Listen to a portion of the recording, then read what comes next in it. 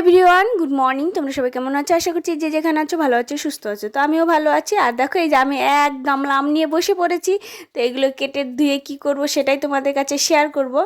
আর এটা হচ্ছে আম তেল বানাবো, তো সেই রেসিপি তোমাদের কাছে শেয়ার করব। চলো দেখতে থাকো। তো আমগুলো এই যে ভালো করে কেটে নিয়েছি, তারপর অনেকক্ষণ জলে ধুয়ে রেখেছিলাম, কারণ জামের যে কষটা সেটা বেরিয়ে গেছে।